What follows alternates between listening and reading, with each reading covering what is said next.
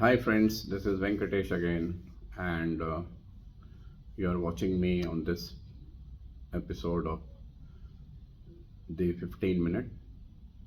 And in this episode, I want to say something about our education system because I have been seeing videos about a very famous chief minister of our country wanted to know the qualifications of our Prime Minister Modi, and then that started me thinking is that what is this qualification? Now, it is my personal belief is that this so-called education system that we have is again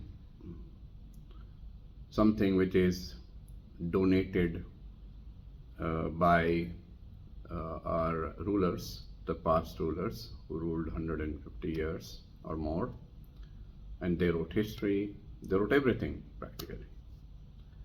And they decided that you have 10 years to complete so much, then another 2 years to complete so much, and another 3 years to complete so much, and another 2 years to complete so much.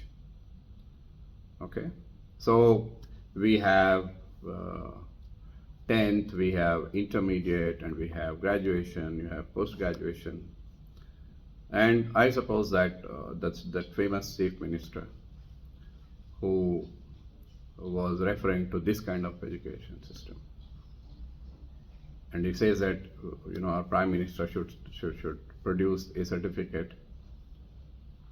And actually he was saying that, hey, listen, we are the slaves of British, and British gave you this system, and whether you have followed the system and have a certificate or not, because I haven't. That's what he wanted to say. Now, if you look at certifications, according to me, I have 3 or 4 problems with it. The first is that this education system is created to make you a clerk. It has not been created to make you an entrepreneur, a businessman, or an expert in anything. No, it is that you do this and you were supposed to become a clerk, a babu, and help the white men to rule India. And it is still remaining the same. Otherwise, the people who built those magnificent temples with those intricate designs, where did they study? BE. Did they study any mechanical, civil engineering programs? They haven't. But they could still create structures which are still standing. And we say that, oh, Howrah Bridge is standing, it is so old, but it's still standing. Oh, what a marvelous creation. What a marvelous engineering. The engineering is not marvelous over there. The engineering is marvelous in the temples. And imagine those temples are created in places where nobody would go. No, I mean, who has thought that we would create something up there in Tirumala? Such a temple which they've constructed over there. Everywhere. I went to Khajuraho and I went to Konarak, and when I was listening to the tour guide, I was amazed that in which year those temples were made. No engineer with a BE qualification constructed those. And we still say that BE is very important.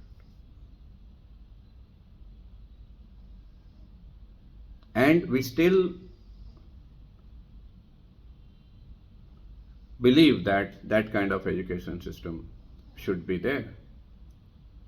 You want skill or you want a BA or a BCom. I have seen people who did not do well in this traditional education system have done extremely well in their lives. In fact, yesterday I was talking to a gentleman who was standard 6 pass in Dubai, and he is running a very successful joinery company with more than 500 people employed there, and his age is somewhere around 35. I am a graduate, and I have to think so many times before I get into any business, because this traditional education system makes you so risk sensitive, because a part of you will be pulled back, and it will not let you go ahead, because it will keep telling you that, Venkatesh, you're supposed to be a babu, you're not supposed to take risk. Risk is for others. Being successful is for others. For you, being successful is being in service. This is what the Western education system does for you. And our chief minister has no moral capacity to think even this much, because he is also from the same school.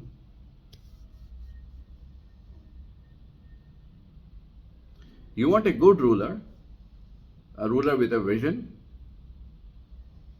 a prime minister who can get things done, or a prime minister who is PhD.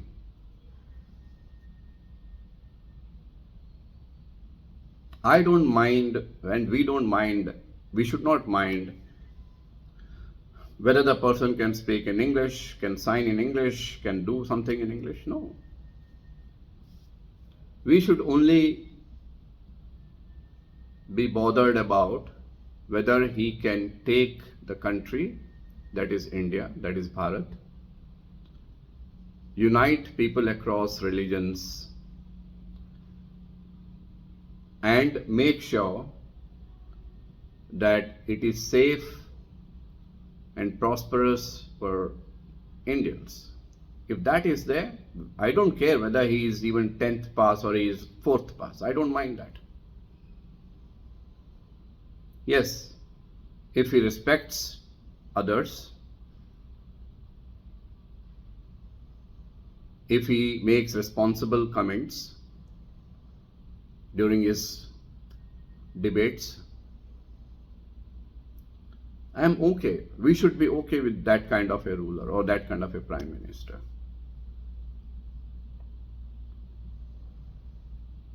So let us come back to this education system again. Now we know that in Mahabharat, okay, we had Arjun, who was expert in bow and arrow. Bhim was expert in Gada. Now imagine that their teacher tells Arjun and Bhim that you master Sanskrit, you master both Gada and bow and arrow, you master everything, or you be average at everything, it doesn't matter. I'll go and take you to the king and say that your sons have passed out. Now, our system was not like that. Our system was providing the complete mastery and skill. That is how Nalanda and Taxila universities were famous, the Gurukuls were famous. So if the Guru thinks that you are good in music, you will be taken into that path, into that template of how to become a successful musician, a dancer. And I suppose that right from beginning, the DIY, do it yourself, should be taught in the Indian schools. The schooling should be prolonged. And a lot of it should be how practically the students are doing. We should teach respect for women in the schools. We should teach to follow a system of queue and not fight. We should be teaching proper manners. And this should be not like a moral science class.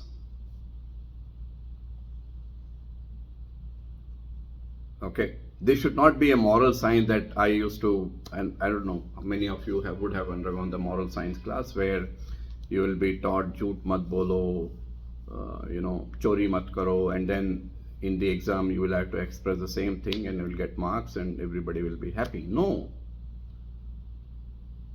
They should be taken to outings and should be made to stand in queue properly. They should be told and demonstrated and they have to be asked to do it again and again, or respecting women, respecting equality.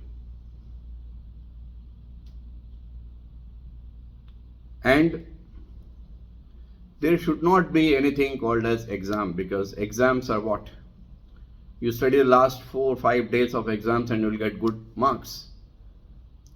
How does it change the person? It doesn't. So the expertise in a particular area should be started right at the school level. And I heard somebody saying that music should be taught to everybody, and I agree with that. I agree with that. We should have the basic understanding of music, art, so that even if we won't be good at it, we will appreciate it. So it's not about passing or failing.